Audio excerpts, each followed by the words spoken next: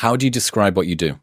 I am a dating coach for men. So I help men build confidence, learn to authentically market themselves, create chemistry, flirt, and generally attract quality women they're excited about.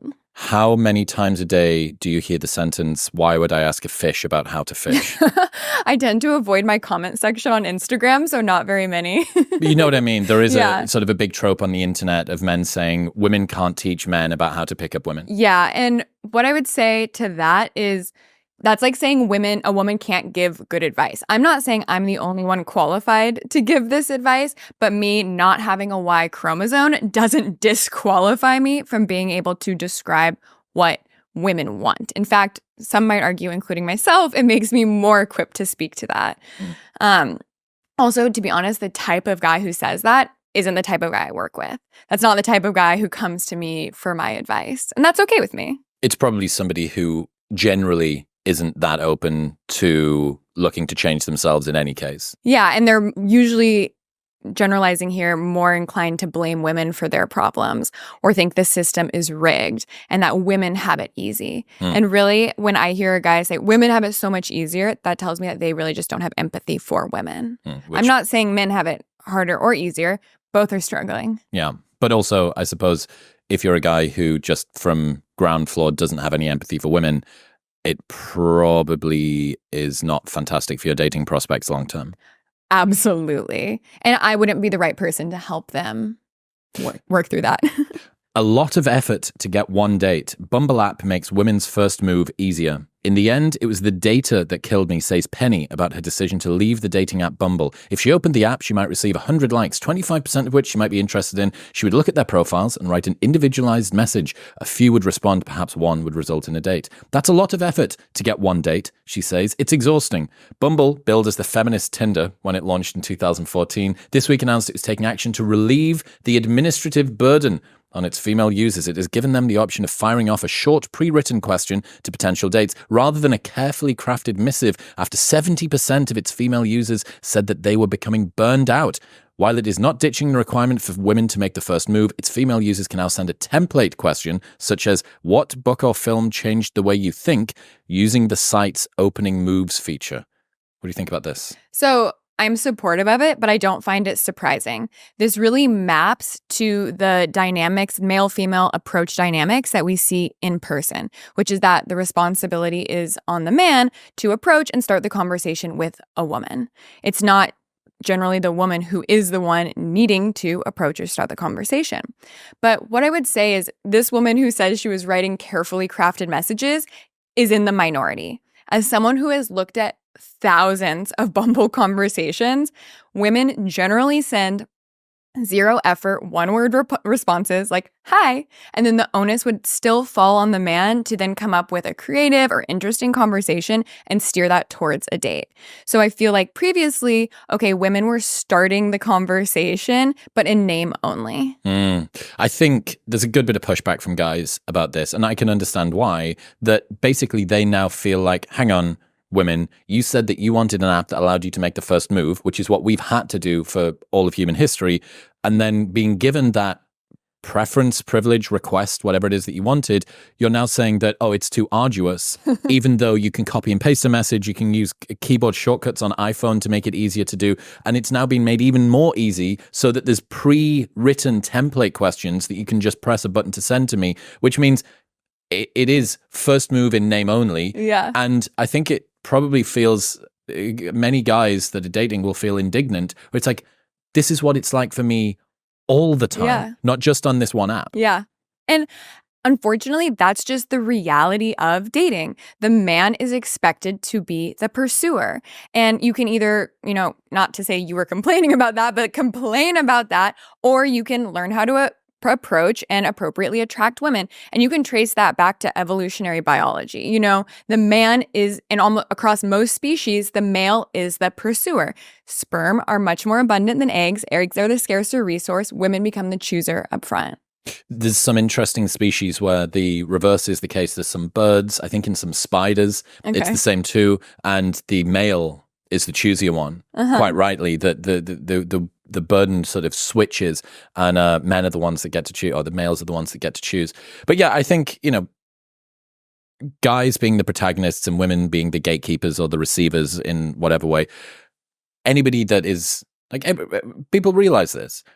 What are you hearing, or what is it that women say about their desire to initiate versus their desire to be pursued? What have you learned there? So women want to be approached more and pursued more, at least from what I see in my personal experience, in my relationships with women and what I hear. And then I also conducted some informal survey data of 13,000 women in the US and the UK. 97% said they would rather meet their partner in person than online. And 95% said they wish they were approached more often by men in real life. 95% of anything is crazy. I'm not sure 95% of people would agree the sky is blue if you asked them. And women are saying in hordes, basically, like, hey, I want to meet a guy offline and like, I want guys to approach me. And, I hear guys saying, well, women are rude when I approach them, or it doesn't work out. And the reality is it's a numbers game. Like, there are some women who don't want to be approached, and there are even more women who already have a partner or aren't interested in men or don't like you for whatever reason that you can't control. But that is out of your control.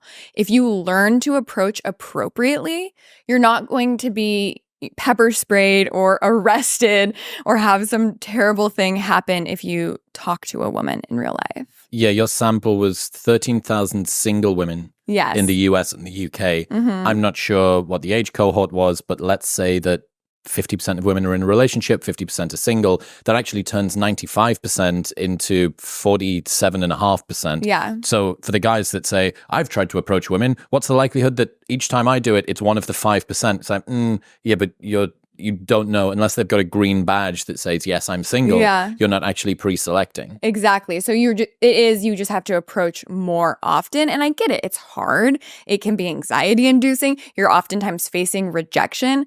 And that is just what has been happening for all of human history. And I think we have become complicit with expecting things to be delivered to us. You can press a button on your phone and have any meal you want delivered to your door. All of your groceries come to your door. Anything you want to watch, you can press a button and watch that at that time. And I'm not anti-technology, but technology has made people lazy and expect to always get what they want when they want it. And dating and mating is not that way. Is this male approach anxiety the biggest problem that guys come to you with? It is one of them, absolutely. And it's not even necessarily that they come to me and say, hey, I have approach anxiety and I want to get over it. It's that they don't have the dating life they want, and they don't even necessarily draw the conclusion, oh, I'm not approaching anybody, when that is one of the very big problems. So I really encourage, I do this with all of my clients, and any guys out there who are listening are like, oh, I'm like not meeting women. Keep an approach journal. I challenge you, a note on your phone, a real journal, write down every time you talk to a woman. And you don't have to ask for her phone number. You shouldn't ask for her phone number or ask her out if the conversation doesn't feel like it warrants that. But just how many times you're actually talking to women. And I bet you will be shocked at how few it is. So this is the equivalent of using MyFitnessPal to track your calories. And you're saying, dude, I promise you, I'm only eating 1,500 calories. And you say, let's track it for a week. And you go, fuck, it was 2,200. Yes. I'm approaching 10, 15 women a week. Oh, it was one. Maybe. And I think part of that is because you have access to social media, to OnlyFans. And so you're seeing all of these beautiful women, and it tricks you into thinking like, surely I'm interacting with women. I see women all the time. Maybe you're even DMing some or interacting with them on OnlyFans. That doesn't count. That is not the same as walking up to a woman in the grocery store, at a yoga class, in a park, and striking up a conversation. What is your best advice for men to overcome approach anxiety? Yeah, so I actually have an entire mini course on this because I get so many questions about it. My biggest piece of advice is take the pressure off. So don't think like, oh, I need to approach and my goal here is to get a phone number. No, your goal is to connect with another human being. So you shouldn't just be approaching attractive women who you're interested in dating. Approach humans, people generally, women generally, of all ages, and talk to them. And get really good at that. And then once you feel comfortable with that, it will feel more natural to approach a woman who you do find attractive and have a good conversation. And then maybe you do ask for her phone number. But going from sitting on your couch and swiping to approaching at 10, yeah, that's really scary. So start small, start with baby steps. Charlie Houpert from Charisma on Command's got a good piece of advice where he says, flirt with the world. He uses Russell Brand as the example of this. And, Russell Brand in his Lothario era 10, 15 years ago, he's doing this interview. And what is it that someone asks him the question, I've heard that you're a sex addict. Is that right? And he says, well, I don't know if it's right, but it's definitely enjoyable. And you just think like he's always playing this sort of flirtatious game. He's touching it's Russell Brand. He also may turn out to be a sex criminal. We don't know about that. So, don't take your dating cues from Russell Brand. But the sentiment I think is true, which is, and I know this, I'm recently single, and you go from being, not at all concerned with the way that you come across to women, and then you start to sort of have to re-kickstart this engine of, oh god, okay, well, I need to actually be a little bit more playful here, as opposed to just the transactional sort of autist that you were previously. Absolutely. I love the flirt with the world because it's so true. And we are so conditioned. Everyone is in their phone, like eyes down, looking at their phone, moving through the world with their headphones in. And you can't control if everyone else has their headphones in. That you can't control anyone else's, reaction to anything. What you can control is if you're the type of person who doesn't have their headphones in, who makes eye contact, who smiles, who says hello. I was picking up pizza the other day and I was waiting in the shop, and this guy walks in with noise canceling headphones on, like over-the-ear headphones, walks up to the counter, doesn't take off his headphones, and the girl's like really nice. She's this cute girl. They're roughly the same age. She's like, hey, how can I help you? And he just turns and holds his phone out at her. And she's like, oh, okay, it'll be right up. Doesn't say anything, puts it back in his pocket and turns away. And I was like, like, I don't care if you're not single. Like, who knows? Maybe he's gay. Maybe he's not interested. It doesn't matter. You are not engaging with the world around you at all. It was really sad to see. That's interesting. Okay, so reduce some of the pressure. Flirt with the world. Give me a third one. What else? Just don't try and overcomplicate things. You don't have to have this witty, flirty line that she's never heard before. You can keep it really simple. If your mind goes blank, walk up to her and say, hey, I noticed you from over there and I wanted to come say hello. I wanted to introduce myself. I thought you were cute. Something super simple of just, you caught my eye and I'd kick myself later if I didn't say hello is fine. It doesn't mean she's going to want to date you. Doesn't even mean she's going to want to talk to you. But if you do that and you have good posture and you have eye contact and you're smiling, you've put your best foot forward and you've done everything you can. What are the other things, the nonverbals? Oh, nonverbal is very important. So this can be our fourth thing. If you're walking up and you've already rejected yourself, your shoulders are, bent in, you're looking down, looking around, you're telling her that you aren't worthy. So you need to walk up, shoulders back, eye contact. As you're walking over to her, look for eye contact. Actually, backing up from here, getting eye contact from a woman is the gold standard for before you approach. So it's not a requirement. You don't have to have made eye contact, but if you can catch her eye and give her a smile, that is a green light and it's a great place to start from with your approach. So you're not totally taking her by surprise. You've done a little pre-qualifying. And likewise, if you make eye contact and she quickly looks away and turns her back to you, maybe don't approach. It might not be a viable option. So that can be a good way to pre-qualify. Then when you do walk up, shoulders back, head up, smile, eye contact. It feels a little awkward. It absolutely does. And that's okay. And then, speak with confidence. Don't speak too fast. Slow it down and go for it. And you're going to hear no a lot. You mentioned a couple of opening lines there. What some canned openers that the super nervous guy that's going to go out and try this weekend a couple of times to do this? Yeah. What are some of your favorite opening lines? Okay. Like I said, keep it really simple unless something comes to you that you're like, oh, this really makes sense. So first, look for a few things. What's she holding? What's she doing? What's she wearing?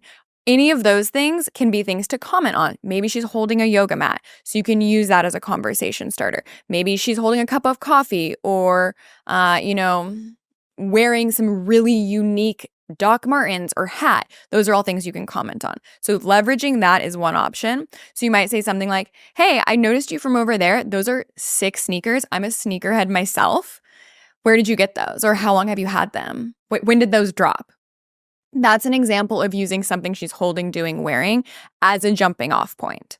If your mind is blank, she's not holding, doing, wearing anything you can comment on, then going back to just like, hey, I saw you from over there and I wanted to come over and introduce myself. My name's Blaine. Or, hey, I saw you from over there and I thought you were really cute and I'd kick myself later if I didn't say hello. How's your night going? Simple. What about the next step after that? Because I think that a lot of guys, even if they've got some canned openers, what she's doing, wearing, holding, if they get through that, I think how do I now exit the conversation in a non-awkward way? Yeah. Because, the peak end rule in psychology suggests that the most emotionally intense and the final emotional moment are the two that are the most important of any event. I wonder how many guys might actually be able to overcome their approach anxiety, but their exit pain is so high that it actually clouds their memory of the approach. It's like the approach was fine. Yeah. But the way that okay, I'll go now. Yeah. And this sort of weird, awkward, like, I'll high five you or something. You know what I mean? Fist bump. Yeah. So it depends on where you're meeting her, of course. So let's say you're at a bar and you go up, you use that, hey, I thought you were really cute, so I wanted to introduce myself. Cute, pretty, beautiful. What's the word? You can use any of those. Whatever. There's a lot of dudes listening that are like, fucking got to get this down, like with OCD. Whatever feels authentic to you, because what you don't want is to sound like you're using someone else's lines. That's why I'm hesitant to even say, use this verbatim. Yep. It's like I kind of throw out a few things and then make your own off of that and just keep it simple, because the most important thing is it sounds authentic to you and not like you're reading a script. Just to comment on that, it's so right. I had a guy here, Hamza, about maybe 6 weeks ago, something like that. And he was talking about how he's like the epicenter of a lot of young men advice online. And he had started to ask himself the question of, why do I dress the way that I do? Why do I sit the way I do? Why do I walk the way I do? Why do I talk the way I do? Because he's absorbed so much advice online that he's trying to model himself as the super masculine alpha chad high value guy thing. And it's got to the point where he's got Stockholm syndrome from the stuff that he's learned. It's imbibed so much of it that he has no idea where the advice finishes and he begins. Yeah. And I think that that's a really good point, that I think what guys want is, okay, just give me a set of rules-ish, but don't turn me into an actor. Yeah. And that's why I say when people ask what I do, I'm teaching men to authentically market themselves. I'm not teaching them to be the cookie cutter Ken doll that a woman wants, because that's not going to work. Even if you are able to, become this persona that you think is going to attract women. And maybe it starts working at first and women are attracted to you. You're either having to hold up that persona forever and that's not your authentic self, so life is going to suck, or you slowly become yourself and then you're not the person that the woman initially fell for because it wasn't really you. Well, and third option, the women who would have genuinely liked you for being you are the ones that pass you by. Yes, because you're not being yourself. So that's the most important thing with everything when it comes to dating. Yes, we can improve the product. Like there are things you should do to be a better you. And we can talk more about that, because building a life that you are genuinely proud of is a very important part of being successful dating. But then you also need to be able to market that life. You need to be able to talk to women in a way that they can see that. Yeah. That they see that you have a genuinely awesome life that they would want to be a part of. That's so interesting. So I've got it in my head. The original world that we had when Neil Strauss, who wrote the game, came up and did Pickup, what that was exclusive marketing. And I think that much of the world of men's online dating at the moment, in the more sort of nihilistic black pill side, is exclusive lifestyle, i.e. one side said it doesn't matter what your life is, if you market yourself well, you'll be successful in dating. The current world in some corners says it doesn't matter what your marketing is, your lifestyle is fucked and you're never going to get a girlfriend. So I think that balancing these two, which is you need to be as authentic as possible and actually raise up you as a person to be someone that women want to date, whilst also holding in your hands, there's better and worse ways to do that. Yes, exactly. It's the product and the marketing and how you put them together and present yourself to women. And it's even more important to be able to market yourself well today in a world with things like online dating and social media, where women's options have quadrupled, or 100x'd. And so you have to be able to stand out. The challenge for men dating is, how do I stand out so women give me a shot and notice me? Where the challenge for women is, how do I tell who's actually going to be a good partner between the smoke and the noise? In other news, this episode is brought to you by Create Creatine Gummies. You might have heard previous guests like Dr. Rhonda Patrick and Dr. Peter Attia talking about the benefits of taking creatine daily. Thank you very much. Let's face it, taking creatine every day is not fun. Whereas having a tasty gummy, come on, send it. Come on. Okay, and again. Let's go. We got this. Nope. Come on. Yeah.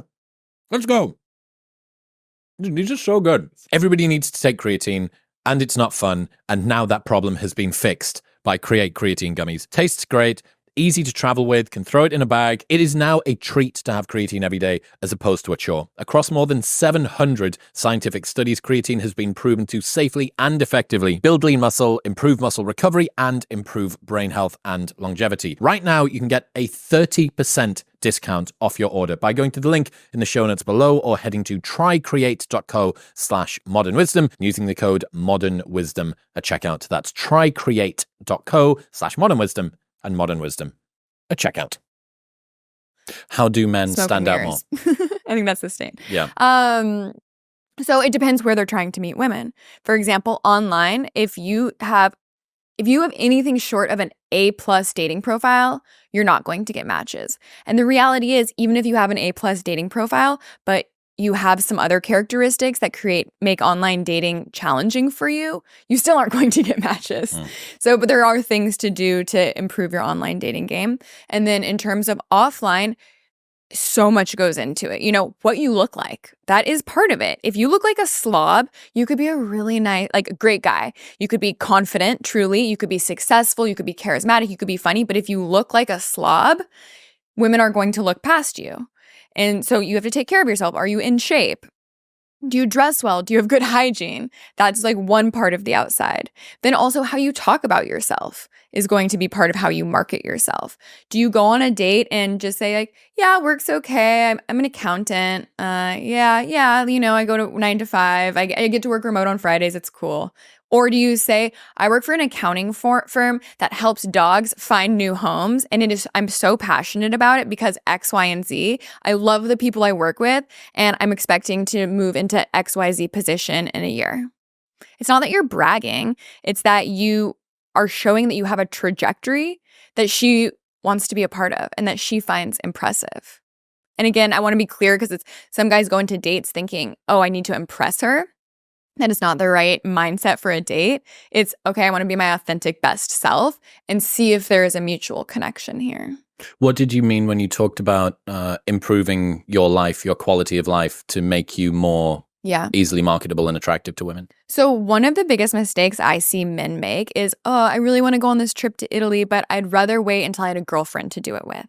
They're putting their life on hold to live their best life until they have a woman to enjoy it with, because they would rather do it when they have a girlfriend.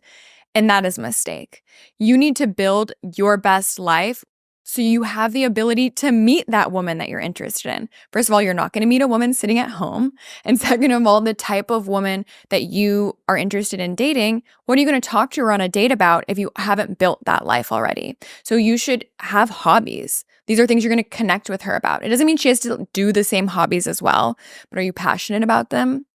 Are you spending your time doing things that you enjoy and help make you a better person? Or are you sitting at home playing video games on the couch? Which sounds more attractive? You just crushed a pickleball tournament, or started making ceramics, or you just beat whatever level in World of Warcraft. There is a difference. There's a niche of women out there who want the World of Warcraft guy, but I imagine that the competition for those women is also pretty high. Let's get back to online dating. In your opinion, what are the best online dating platforms? Which apps? Yeah. So Any of the ones that have the biggest user base. So that's generally Hinge and Bumble. Those are the ones I recommend for my clients. The intent is usually higher on those apps. Tinder definitely has the highest user base, but it also has a ton of spam and lower intent that you have to filter through. What do you mean when you say intent? So I found that from working with clients that a lot of the people on Tinder might just be there for hookups, might be soliciting sex, where intention behind finding a relationship or at least going on legitimate dates that aren't in exchange for money happens more on Hinge and Bumble. And then of those two, it's really dependent on where you live. So you need to oftentimes try both and see where you find your success. So I have found that clients who are based in Austin, where Bumble is headquartered, really like Bumble. And they have like more women that they connect with via Bumble, where just for as an example, I had a client in Seattle who was like, I don't get any matches on Bumble. Doesn't seem like there's any women there. I like Hinge more. So it does take some trial and error. And if you live someplace remote, it might be Hinge or it might be Tinder for you, just from a sheer number of women on the app standpoint. So of those three, I recommend people try them and see what works for them. I got banned from Hinge for impersonating myself. You're the second person. No, you know who told me that? Dan Bilzerian. Did he? On Bumble. His was Bumble. He got banned for impersonating himself there. James Smith, my business partner in Newtonic, got banned on Hinge for impersonating himself as well. Well, I'd been in a relationship for 3.5 years, and there was a deadline. I had to submit my proof of identification, but I can't even remember using Hinge. And it was the end of 2021, like 2-3 years ago. I'm like, I swing and a miss for me on that. But yeah, a lot of friends, definitely the guys that I speak to, at least the guys that are in Austin, say that Hinge for them is the best. Yeah, by far the best, they say. Yeah, it can be either. What about Raya, The League? So these I actually have clients have success with as well. Raya, the problem is I feel like it's a lot of looking. It's people on Raya to see who else is there and swipe, where I feel like the actual going on the date happens less, just anecdotally, but from the many, many clients who I have spoken to and also my friends. But I don't know, for someone like you is a public figure who has a following, there are more people in that bucket on Raya. But you're also seeing people all over the world instead of just in your 5-mile radius. Okay. So the numbers are smaller. When it comes to designing an online dating profile, what should guys do? How do you design the perfect online dating profile? The number one thing, the most important thing if you don't do anything else, is you need high quality photos. Not photos from 5 years ago of you on a boat, not a photo of you with Kobe Bryant in 5th grade. Photos that are relevant and look like what you look like today. If she looks at your profile and is like, I'm not really sure what he looks like, it's an automatic no. So because there's too much variation between photos. Too much variation or too far away. You're wearing sunglasses. She just can't get a good sense quickly. And you need to remember, these women are looking at your profile. And I mean, maybe men look a little closer, but when women are looking at profiles, it's like one and done. You have about 1 second to make a good impression. So that first photo needs to be clear. Not quite a headshot. We're not talking LinkedIn headshot, but it needs to be your face. I like it when you're looking into the camera. It feels like you're looking at her then. It creates more familiarity. And that's the most important for the first photo. As you go down, you have opportunities to have other types of photos. You don't want 6 headshot type photos. Now you need to start incorporating a full body shot. You need one of those. And then you need what I call filler photos that are more lifestyle. So showcase how you spend your time. If every photo is a headshot of you, then it doesn't tell her anything about you as a person. Do you like to ski? Have a skiing photo. Wakeboarding, traveling, whatever, with your dog, with your mom, whatever is important to your life, use that in your profile. And no photos with women who look like they could be your ex. I don't care if it's your girl. I don't care if it's your sister or your aunt. If she looks like she could be an ex-girlfriend, just skip it. I've heard that guys who have photos with mixed groups, so girls in their photos, maybe one at least, seem to have some success because it shows that they're not so weird that no woman would ever choose to hang out with them, even if they're just friends. Is that true? So I like a group photo, and I'm not picky about if it's you and 2 guys or if it's you and a guy and a girl. a mix of people. But That's you and a girl is a you little and bit of an one amber girl, flag. like at a wedding, for Yeah. example. I don't care if it's your sister. Like, it's a no. Yeah, it's just Unless it's obviously your mum, maybe. yeah. If it's obviously your mom or your grandma, that's great. But you just don't want it to be like, is he using a photo of his ex here because he didn't have more photos? And that's the mistake a lot of guys make when I look at their photos. It's they didn't build this intentionally. They just found 6 photos they happen to be in, and those are the 6 photos they used. Not like, oh, these are 6 photos that showcase what I look like, how I spend my time, and market me well. What about selfies? No. So some selfies are okay, but I have learned that men are really bad at understanding what makes a good and bad selfie. So my blanket rule, never take them. My blanket rule is just no selfies until Okay. they need to make a dating app profile, and then all of a sudden they're in their car with their Ray-Bans on, like taking selfies. And I'm like, no. Okay, mirror photos? No. Worse than selfie? Okay. Yeah, arguably worse than selfies. Gym photos? Gym photos are hard to get right. That is the problem. I absolutely love the idea of showing that you are fit and active and that is part of your lifestyle. But gym photos usually are mirror selfies, which I don't like, or tend to look really staged. Like, why do you have your camera out at the gym? So instead, do you have a photo from when you did a Tough Mudder, or you were in a race or ran a marathon or hiked to the top of whatever mountain? That is going to be a better photo to highlight that part of yourself. Something more lifestyle-y. Yes. Okay. Is there anything else to say on photos yet? No, that covers it. I'd say kids in photos are something I get asked about a lot. If you are you should say you have children in your dating app profile. If you have children, I think, you are just delaying the inevitable if you're trying to hide it and then like drop it on someone later. Like, oh yeah, by the way, I have 2 kids and she doesn't want to date someone with kids. Then you just wasted both of your time. As opposed to the woman who does want to date someone who's maybe got kids. Yeah. So just put it in your profile. Yep. But if you don't have kids, I have clients who will want to do like nieces and nephews. It's just a little hard. It's a shaky road. High risk strategy. Well, I always have this rule. It's so funny to me when women, either in online dating or on social media, if they ever post a photo that's them and one child, there's always this huge fucking disclaimer. It's like, such a great time with my niece this Sunday. It's like this big banner of something that's like, I've still got fecundity here. Yeah. And that's what guys have to do if they want to use a photo with their niece or nephew. But I would say if like being an uncle is important to you, highlight that in your prompts and just like keep the kid photos off. All right. Okay. Moving down into bio, description, other bits and pieces. What's the do's and don'ts? So I would say the prompts are the next most important part and really what you will see right after a photo. What's prompt? A prompt or bio. So like for Hinge, for example, you have 3 prompts. You don't have a bio on Hinge. Right. Well, I mean, it shows what I know. Yeah. Fucking banned. Okay. Yeah. I say so prompt. How do you get? Let's do Hinge first, and then we can do bio after that. Yeah. So you have prompts. They're giving you. So if you don't have Hinge like you, the prompts will say things like "My ideal Sunday," "My simple pleasures," "One thing you should know about me." Your bio and prompts need to be lighthearted and fun.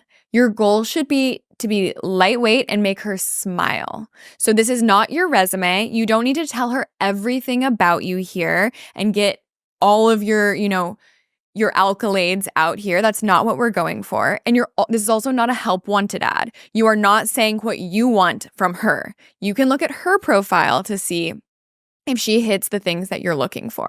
So guys will say, oh, I really want a girl who's kind and likes to travel. It's like, okay, you're talking to every single woman on Hinge here. So not only should you not be speaking about what you're looking for, you should also be unique into what you say. So if what you're saying is what everybody else is saying, one thing you should know about me, I really like to travel, that's lame. Be more specific. Where do you like to travel? One thing you should know about me is every year I take a trip to Spain to buy dessert wines. Be as specific as possible. Details are what is going to help you stand out. Why? Because she's looking at 1,000 profiles. So why you from the other guy that she just swiped over, who maybe you're both kind of cute, you both look kind of fit. He says he likes burritos, and you say you cook homemade dinner with your roommates every Sunday night, and pick a new country to focus on, like that's much more interesting. That gives something that she's like, oh, that's cool. I want to know more about that. The point of your dating app profile is to get her to want to know more. And if she wants to know more, she's going to swipe right. She's going to match with you. It's not to convince her that you're, an alpha male. It's not to convince her that you are rich or good at your that's job. A question. What about watch photos, car photos, house photos? So, slippery slope here. What I would say is if you're flashing your Rolex or your Lambo and that's what you are leading with, who are you going to attract? You're going to attract a woman who prioritizes that over who you are as a man and your personality and your values. So if you're good with that, by all means, go for it. But if you are looking for an authentic, genuine connection and someone who really likes you for you, then you're better off leading with those traits, your personality, your values, how you spend your time. And you just tend to look really try hard by putting the flashy photos out there. I wonder how many, there'll be a ton of chicks listening. I wonder how many of them are just like, yes. Show me what taking. Yeah. I'll have guys who come to me and they're like, I've never had a match online. And then I'm like, what? You're decent looking. Okay, let's do this. We make a profile and then they have more matches than they know what to do with because the bar is really low. So few men are optimizing this. Yes. They're just throwing up the selfie that they took in their car because they needed a sixth photo and saying that they like burritos. And women are like, why would I go out with you? Yeah. You're not making me want to know more. You're not intriguing. And that's really what you're going for. What about bio? So bio is similar to prompts. You want to hit all the same things. You want to be lighthearted. You want to make her smile. This is not a help wanted ad. So what can you say that helps you stand out a little bit from everybody else, intrigue her to want to know more about you? Don't overthink this, but it is worth spending a few hours developing prompts and bios. I tell my clients, spend an hour minimum on each prompt. You have 3 prompts. At least you should be spending an hour thinking about the word choice. And when I work with clients, I'm like, write 10 and I'll pick 3 or I'll make them better. So we really pick every single word that goes into it. But if you're out there doing it yourself, you should be putting in the same amount of effort and run it by some girlfriends, run it by your sister. Yeah. Does this suck? Is this okay? Yeah. I suppose it's so funny how much time I imagine guys spend swiping right and trying to get matches and stuff. You think that's you trying to do conversions on the back end. How long did you spend going and getting the photos? Yeah. Because presumably you could spend a week, get a friend or even pay somebody, be like, oh, there's $50, come and take a couple of photos of me. And what would be the difference in your conversions? What would be the difference in your effectiveness if you focused on the things that really matter as opposed to just kind of doing what you think is the urgent and going for the numbers game? Exactly. And a lot of guys cringe at this. I have almost all of my clients work with professional photographers. There is a whole industry out there for dating app photographers. You're kidding me. Oh, absolutely not. It didn't even occur to me someone wouldn't know that because I'm so ingrained in it. You're in the weeds. Yes. And it is so important because most guys aren't taking good photos of themselves, even with very detailed instructions, step by step. They still go out there and their photos kind of suck. And you can have some photos you want some photos in your profile that are candid and organic and don't look professional, but having 2 professional shots that really showcase what you look like and have really nice backgrounds that are going to be bright and stand out can make all of the difference in the world. And say it's such high ROI. I suppose it's a low-key signal as well of kind of value. It's like, what's this guy do where he's got the professional photo? Oh, maybe this is a press shot for something that he's done. Maybe it's part of a project that he's in. And just that you care. You're putting in effort. You're helping her see who you are. You didn't just throw up. Sometimes guys will send me profiles and they're like, oh, I want to match with this girl. I want to talk to this girl. What should I say? And I'm like, she put 0 effort into her profile. That's why you have nothing to say to her. And so do you think she's really banking on, do you think she's looking for a partner here? Is this something that she's prioritizing? Your expectations for her response and her effort of meeting should be on the floor because she didn't even take the time to make a good profile. That's interesting. So the girl that just uses Tinder because when she's bored waiting for the bus, she decides to have something to have a little... And spoiler alert, that's a lot of women. I guarantee if you took a random sample of 20 hot girls, at least half of them would say I didn't really use dating apps because I meet enough people in real life. I'm approached often. I have a good network. And then the other half might say, I use it for fun or entertainment here and there, but I don't go out with that many guys. And then maybe, half of that, half like actually use it. But especially attractive quality women, they are not relying on dating apps. Interesting. How can people text more effectively? How can guys text more effectively, flirt online? What are the biggest do's and don'ts when it comes to messaging game? So what I like to tell my clients is you are more likely to text yourself out of a date than into a date. Texting should be used for the logistics, but you really want to keep it minimal. A problem a lot of guys have is they are trying to get to know this person via text before a date and chit chat, and so much is lost in text messages. You don't have any tone. You don't have the nuance of facial expressions and body language. So a conversation or something can be said and taken totally out of context or just feel kind of weird, and all of a sudden, you were going towards a date and she doesn't really want to date anymore. And then again, this goes back to online dating. She has a queue of 20 other guys, which is unfortunate reality. So if you misstep, it's really easy to say, I'm just going to go back to the drawing board here. So less is more, but you do need to be clear and confident in your communications. So I have a course on this too. It's just about texting because so many people struggle with it, that lays out basically templates or scripts. You want to open the conversation with something. Again, you don't need to reinvent the wheel here and say something hilarious or be a comedian if that doesn't speak to who you are.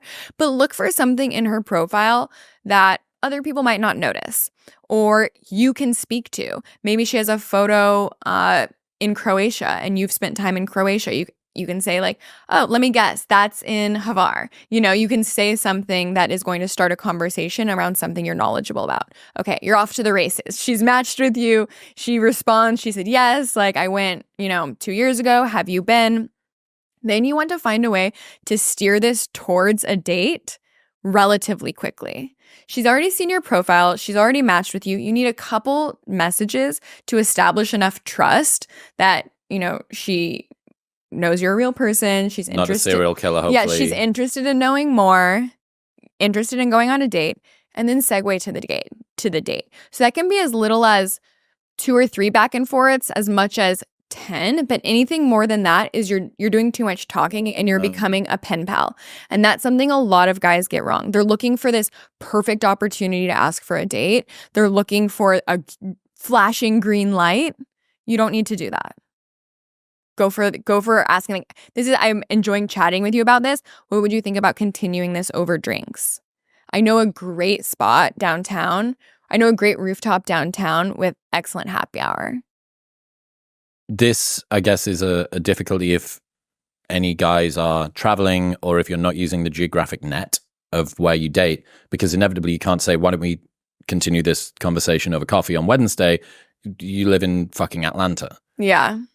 Well, and that's just, do you want a long distance relationship? That's why, like with Raya, I said, you're looking globally. So a lot less meetups, from my experience, end up happening because you can't just say, hey, like, let's do something casual. Let's grab a drink next Thursday. Yeah, let's go to fucking Tulum together or something. Yeah, it's like it's a much more level of investment. Or like, oh, I'll fly to your city for this date. And then there's all of a sudden so much pressure and expectation around it as opposed to doing something casual. If you meet somebody online, the first time you meet, I consider date 0. This is not even a first date. This is a vibe check.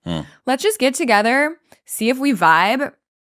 If we have a good conversation, let's go on a proper first date. Let's get dinner. Let's do something more involved. In other news, this episode is brought to you by Magic Spoon. You probably already know Magic Spoon for their super popular high-protein cereal that has got 75,000 5-star reviews. Well, now they've turned their cereal into treats that taste just like those classic crunchy cereal bars that you had growing up, but with way more protein and far less sugar. It is a tasty, guilt-free time machine back to your childhood. Hitting your protein goals is never easy, but Magic Spoon's treats have a crispy and airy texture that tastes phenomenal, and every treat has 11 grams of protein, 1 gram of sugar, and 4 net carbs, so you can actually feel good about what you're eating. They're great if you're on the road, if you don't have time to get enough food into yourself throughout the day, or if you're just looking for a midnight snack. They've got 6 delicious nostalgic flavors, including marshmallow, chocolate peanut butter, blueberry, double chocolate birthday cake, and strawberry milkshake. So, if you want to make hitting your protein goals a treat rather than a chore, head to your nearest grocery store right now to pick up Magic Spoon's brand new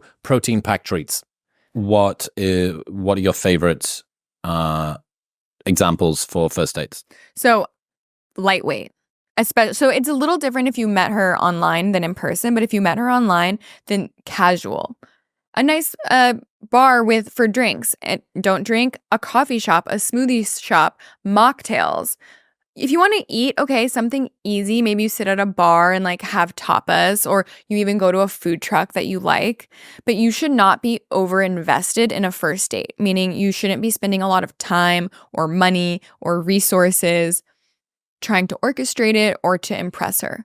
Just a vibe check. And from a woman's perspective, she doesn't want, most quality women aren't going to want to dedicate 4 hours to a fancy sit-down meal with somebody they don't know. They also want to see, okay, do I vibe with this person? If so, then let's move forward.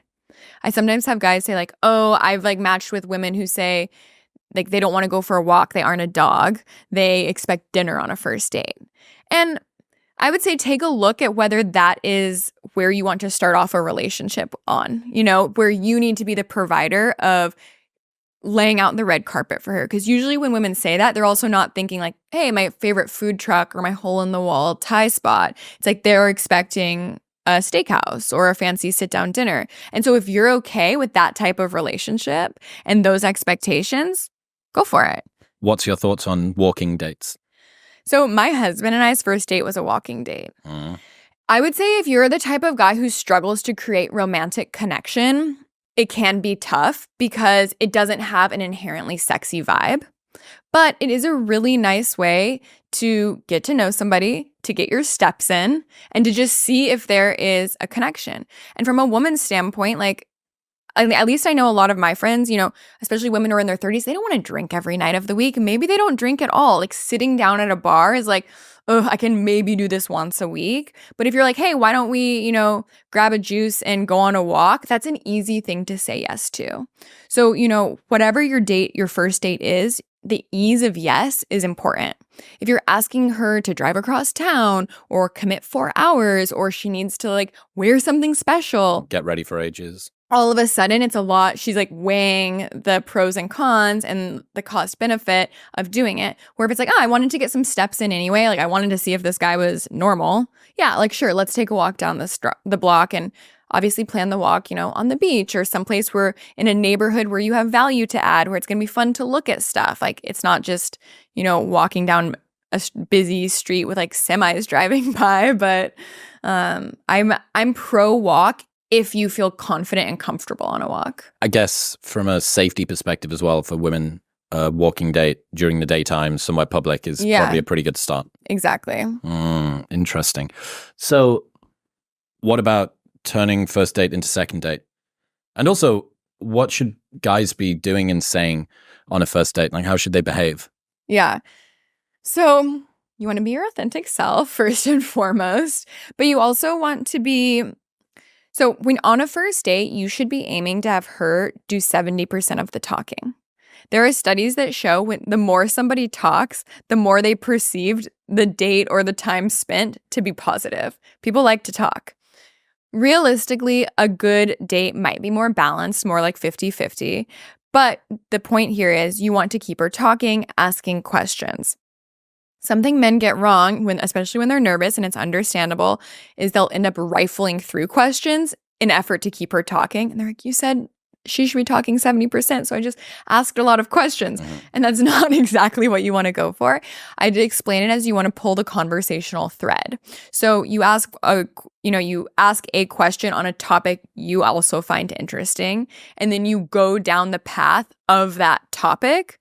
You don't need to beat a dead horse until you have nothing left to say, but then focus on that for a little bit, because that's also how you are going to create more of an emotional connection. If you're staying really surface level with your questions, that emotional connection isn't established. But if you can get her talking about travel, and then you're talking about trips you went on as a kid and how every year she went to the beach with her family and it's a really happy memory for her, those are good feelings that she's having and she's associating with the date. So think about structuring dates and having conversations around things she's going to want to talk about and are going to be fun for both of you to talk about and leave you feeling good. I suppose if you focus on something that you are interested in and maybe have a little bit of knowledge in, that already ticks the box of authenticity. And it means that you don't actually have to play a role. If you go, so what do you do for fun? And she says, oh, I'm really into crochet and the Kardashians. You go, oh yeah, tell me more about the Kardashians. Oh, you're going down a rabbit hole that you have no information about. Mm-hmm. Whereas if you can try and pull the thread of whatever it is that's a synthesis of your interests and hers. And I guess as well, it's tough for guys because they don't have as many options on the table as women do, but it's totally fine for you as a guy to walk away from a date going, do you know what it is? She wasn't that interesting. She wasn't that interesting. Yes. This isn't a me problem. This is a her problem. I asked her some questions and she doesn't really have any hobbies. She doesn't really seem to do anything with her time. She doesn't really communicate all that well. Like, it is completely possible for you as a guy who is uncertain about your value in the world and your value to women to go on a date and the woman suck. Yes, definitely. So I tell my clients that a third of your effort should be spent towards making a connection. So helping her see that you have things in common, that you have shared interests, shared values. A third of your effort should be assessing if she is a good fit for you. So if she fits the criteria you're looking for, if she's interesting. And then the third of the effort is put towards flirting and having fun. So even if those two things aren't there and she's not your person, ideally you both still had a little fun. You can still flirt a little bit, practice that. And then you both go on your ways and, you know, you chalk it up to like, okay, one less person who I have to meet and I know I'm not going to marry. Men aren't asking women's questions on dates. It's a problem. The cashiers at Trader Joe's ask more questions than guys on dates nowadays. I can remember the number of times I've asked a man a question thinking that, at the bare minimum, he'll ask me the same one in return. But no, he is not inquisitive of my family or my job or my taste in music. After he's finished his long-winded answer, there is just uncomfortable silence. I then fill with another question for him. I am the one keeping the conversation going. I am the reason I had a fun time on this date. I am a tiresome jester who is being paid in dirty martinis. Girl, move on and go on some. We need to find you some better dates. That's funny. And I hear that from women. They complain that guys don't know how to ask questions. Not my clients. I'm teaching them how to ask questions. I think that I do feel like growing up, women tend to be more conditioned in how to make people around them comfortable and are oftentimes better conversationalists, therefore, than men. That is not a blanket rule, but I think it could be a general principle, at least that I've witnessed.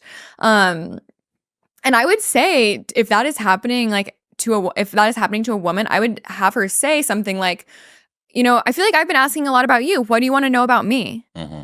Just flip it. That's the thing on dates. People are oftentimes just scared to say what's on their mind. Like, you're probably not going to want to go on another date with someone who doesn't have the decency to, or is not inquisitive about who you are anyway. But if maybe he's giving him the benefit of the doubt, maybe he's just really nervous.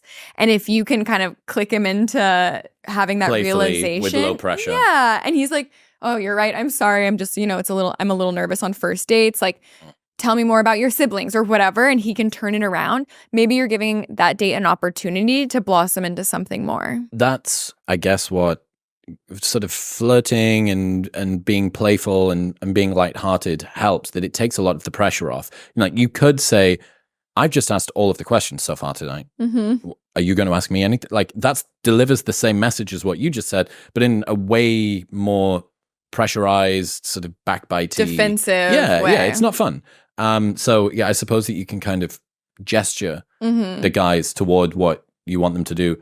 What are the other biggest red flags that guys do on dates in terms of communication, where they go, what they wear? Treating it like a meeting and not a date. So a lot of the men I work with have great jobs, really excel professionally, are good at communicating in work environments, but you do not communicate the same way on a date.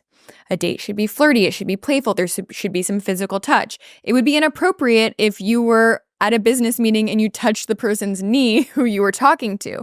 But on a date, that should be something that you are intentionally doing. You are creating familiarity and physical connection. So start of the date, there should be a hug, a kiss on the cheek, if that speaks to you, if that feels natural for you. Throughout the date, you should be hand on the knee to emphasize a point, hand on her shoulder, guiding her to her seat, touch her hand, while you're talking. Again, this takes practice, and a lot of guys who have zero practice with physical touch, this takes a lot of practice. And end up flailing around like a sweaty octopus. A sweaty octopus. That's quite the picture. I actually feel like it's more they're like stick still and like have their hands at their sides like and aren't moving at all. And I think I might prefer the sweaty octopus. But I'll set a goal, say, okay, you want to have 6 physical touches on this date. Just like how I say you should have an approach journal with how many women you're talking to, you should also be keeping a date journal and hitting some goals. Did I pay compliments? What questions did I ask and were well received? Did I hit my physical touch goals? Because a date without physical touch is a meeting. And she didn't come here for a business meeting. Likewise, if the date went well, you want to go for a kiss at the end. That is a great way to end the date if it went well, but you don't want to go for a kiss if you haven't touched her at all. Even if it's a great date, you're laughing, you're talking, things are going well, you're flirting, but your hands have been at your sides or in your pockets, and then all of a sudden you lunge for a kiss at the end, that's going to feel very awkward and out of left field. Kiss on the cheek, kiss on the lips at the end. I was referring to a kiss on the lips in that sense. You can go either. You don't have to have a kiss on a first date. But I think if the vibe feels right and the date was good, then absolutely go for it. How many women do you think that's moving too quickly for? Some, and that's okay. But this is why you have to know if she doesn't want it, all you say is, no worries, like something to look forward to next time, or like no pressure. That's a cool response. Yeah. That's a fun response. I had a client recently who told me on their first date, he asked if because I'm also a big fan, if you're not sure about anything physically, just ask. Like, stand next to her, stand close to her. Okay, this is a good sign. She's open to standing close to me. We're looking at each other's eyes. Signs are pointing to yes. I'm still a little nervous. Say to her, I really want to kiss you right now, as a statement. And she's either going to say, like, I don't kiss on the first date. And you can say, great, something to look forward to, or like, no pressure. Or she's going to say like, so do it, or just like smile and lean in and be the one to kiss you. And so you're facilitating that.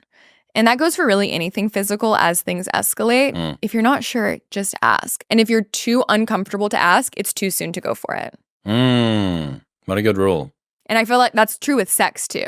And I say like guys who are like, oh, I don't know if it's like, if we should be having sex or like if it's time or like doing this or that in the bedroom. It's like, talk to her about it. And if you are too uncomfortable to talk to her about it, it's too soon to do it anyway. That's a good rule. What about how much effort guys should make with the way that they dress on the first date? Like full 3-piece suit might be a little bit much for a daytime walk. Yes. Not convinced that Crocs and socks are allowed, although I'm pretty pro them. I'm okay with your Crocs and socks if they feel authentic to you. Yes, I fucking knew it. I also, if you're wearing them like in a sort of like stylish, ironic way, it's very different than if you're like 300 pounds and wearing them with board shorts that go below the knees, and a collared shirt. Like that's going to be a no for me. In terms of a first date, I recommend guys have a first date go-to outfit. You don't need to be reinventing the wheel here. You don't want to be wearing something for the first time that you might not be comfortable in or trying to impress her. Just find an outfit that makes you look well-groomed, fits you well. That's the number one thing guys get wrong with their clothing. Too big often or too small. It's usually too big. Like their shirts are too baggy. Oh, okay. This is a big America problem. Yeah. It's a massive American men have zero fashion sense. This is also true. Yeah, it's atrocious. Guys in America think that wearing a polo collared Under Armour shirt constitutes smart dress. Like Under Armour polo shirt, jeans, leather belt, leather shoes. It's like smart casual, like fucking incarnate. It's so bad. It's fucking atrocious with baseball cap. And you're like, dude, swing and a miss. God. I mean, I literally wear like metal band t-shirts, like Gymshark shorts, Stan socks and Crocs. But I know that I can't wear an Under Armour shirt and claim that I'm going out dress nicely. It's so bizarre. Like American guys. Yeah, why is that? Why is it like an America problem? Because you don't see, I was just in France and the men dress so well. Everybody dresses well. Yeah, that being said, I mean, the UK's got some sort of dodgy fashion trends that happen every so often. We had this addiction to skinny jeans for a decade, which I think we all did. I'm slowly sort of ripping myself out of. I'm not too sure. There is definitely, if you're a guy in America, this is an advantage, I suppose, for dudes, disadvantage for girls. The bar is set unbelievably low for you to be a well-dressed man in America because almost every man dresses retardedly. They are. They are. Honestly, they're on that sunshine bus trip. Yeah. You're not wrong. You're not wrong. And the bar really is so low. I have a stylist on my team for this reason, because even, I touched on this before, but even if you're doing everything right, but you show up to the date dressed like a dweeb, it's like, no, you don't look like you have your shit together. You don't look like you have self-awareness. And so if you can just get a few, and it doesn't have to be expensive items, it doesn't have to be, anything outside your comfort zone, but I recommend actually just working with a professional. It's a great investment, or doing it yourself, but just having a few go-to outfits, some nice staple pieces that you can mix and match. It goes such a long way. Talk about approaching women in person too. You want to leg up, look good. In other news, this episode is brought to you by Element. Stop having coffee first thing in the morning. Your adenosine system that caffeine acts on isn't even active for the first 90 minutes of the day, but your adrenal system is, and salt acts on your adrenal system. Element contains a science-backed electrolyte ratio of sodium, potassium, and magnesium with no junk, no coloring, no artificial ingredients, or any other BS. I keep talking about them because they are fantastic. It's how I start my morning every single day and have done for over 3 years now, and I love it. It tastes amazing. There's no junk or sugar or colors or artificial ingredients, and there is a no BS, no questions asked refund policy, so you can buy it completely risk-free. Try it all, and if you do not like it, they will give you your money back, and you don't even need to return the box. That's how confident they are that you'll love it. Right now, you can get a free sample pack of all 8 flavors with your first box by going to the link in the show notes below, or heading to drinklmnt.com/modernwisdom. That's drinklmnt.com/modernwisdom. Okay, where should guys go to find women in person? Talked about online dating. What are your favorite spots for guys to approach women in person? Yeah, so any place you're already spending time and your hobbies. So you're going to have way more to talk about with somebody who you meet at your pickleball league or your run group than you are at a dark loud nightclub, or even just walking down the street. I'm not saying you can't meet women at bars and clubs and you can't approach random women on the street, but that's playing level hard. You have to find a commonality. You have to find something to talk about. Whereas if you were just pick up some hobbies and start going to them on a weekly basis, pick 3 things you want to do and try and go to them every single week. Ideally, not all hobbies are created equal. Like pick hobbies that women also attend and just start talking to people. That's going to be the best way. And oftentimes what I tell my clients is, you might not, okay, let's use pickleball for an example, because as you know, I love pickleball. Let's say you join a pickleball league. Maybe you meet a woman you're interested in dating there, but maybe not. But you might meet a friend who then invites you to his birthday party. And then at that birthday party, his roommate from college brought his sister, and that's the girl you hit it off with. And you're 1 or 2 degrees removed. So you have much more built-in trust. You have something to talk about while you're both at that party. Pickleball, your common friend. And it becomes much more easy to start a good conversation that can lead someplace. So you're optimizing for social events, things that involve a little bit of interaction, like CrossFit gym. Great. But presumably not something that's super solo, like fucking archery or something like that. Yeah, so I am a big fan of you spending time in any place that makes you happy. Archery might be something great to highlight in your dating app profile or talk about on dates, and that's going to be attractive to women. But you want to make sure your hobbies are not all solo hobbies that are going to be great for talking about. I go mountaineering. Yeah, but not great. I go rock climbing on my own. Yeah, but not great for meeting people, and you want to diversify. But rock climbing gym, great. A lot of those solo things can be turned into good places to meet people. One of my hobbies is baking bread, but You brought bread. I did. Show me your bread. Get your bread out for the lads. Come on. I was going to say baking bread at home is not a good place to meet somebody, but I've been to cooking classes. Bread, like I went to a sourdough pizza making class because I like baking bread. And there was lots of single men and women there. Okay. And what's this? What have you got me? This is sourdough, just a classic homemade sourdough. I made it this morning. A little ASMR in there. Yeah, everyone can hear it.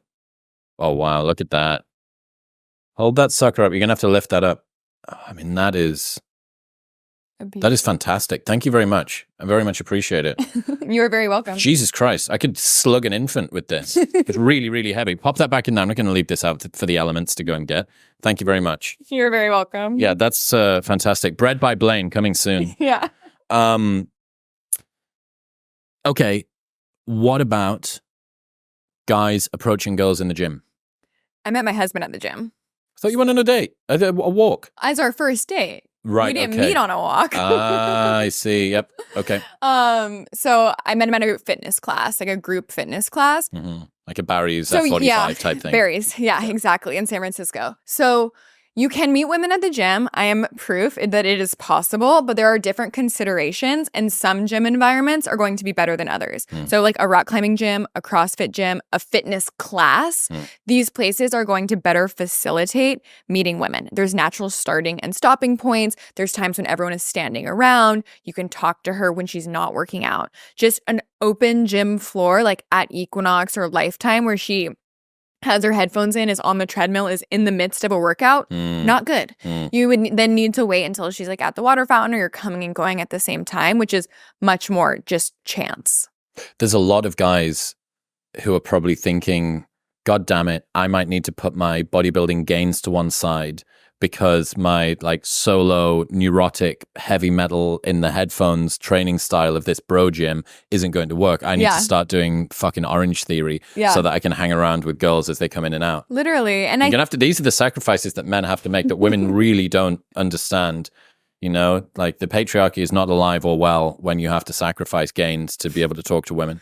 But it's true. I have clients all the time who are like, oh, I really like my gym routine. I'm like, okay, well, that's fine. But then you're not going to meet women there. So if you're saying you want to meet a woman who's fit, who likes to work out, you need to spend some time at these other places. And I'm not saying totally give up your own gym routine, but you might be surprised. Like every time I send a client to Pilates, they're like, holy shit, that was so much harder than I thought. Like I was dying. Yeah. And so solid core Rex people, they're getting so popular at the moment. Yeah. Well, I mean, there's, to lean into some of the evolutionary psychology stuff, there's an idea called sex ratio hypothesis, which is whoever in a local ecology is the rarer sex has the upper hand in the mating market. So you see that in areas with a male skewed sex ratio, there are more dates before sex. Women are less likely to say that they're happy with any one man. They're less likely to commit.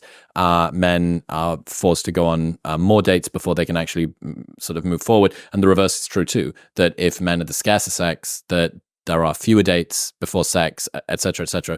Reason being that if there are more of your particular sex competing for more of that rarer sex's attention, you need to play by their rules. And that means that if you're a dude that goes to solid core and does Pilates, like between you and a gay instructor, there's like one guy that's interested in the women in this entire room. And maybe 70% of them have got a fella and a couple of them aren't looking to date. But that's still a really strong sex ratio. Yeah. Well, maybe it's not 20-1, but it's 3-1 or 4-1. It's better than a nightclub. Yeah, way better than a nightclub where the reverse is often true.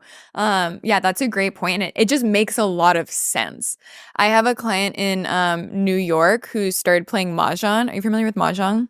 Is it like a board game? It's like with these little domino pieces. Like, it's from China, but they have an American version. I'm actually very into it myself right now. Okay. But talk about a good place to meet women. He's like a Brooklyn Mahjong meetup, and he's one of 4 dudes, and there's 100 women there. And he had like 3 girls give him their number and be like, you should join our Mahjong group, like trying to get a guy in. Wow. Well, I mean, run clubs at the moment are just so popular right now. The hottest thing in the world.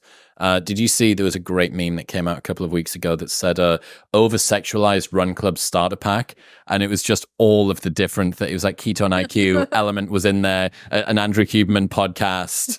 It was really, really good. But yeah, I think, I was trying to deconstruct why I think run clubs have become so popular. And I think that a big chunk of it is that non-weird opportunity to stand around before and after and talk. Like it's like a social club masquerading as a fitness pursuit. Yeah. And it gives people the legitimacy to go and do something. Because if it was just, let's meet up in the park and stand around for a bit, everyone would feel weird. But if it's couched in, we're going to get our 5K in. Like, all right, fine, I guess. I mean, the 5K is 25 minutes of work? Yeah. It's fuck all.